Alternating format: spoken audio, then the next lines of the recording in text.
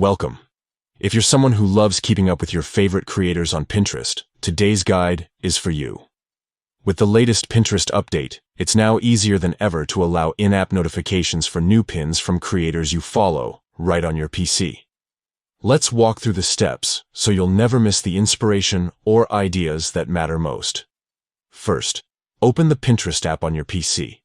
Take a second to log in if you haven't already.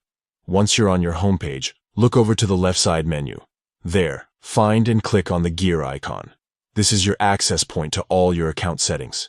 Next, in the menu that appears, click on Settings.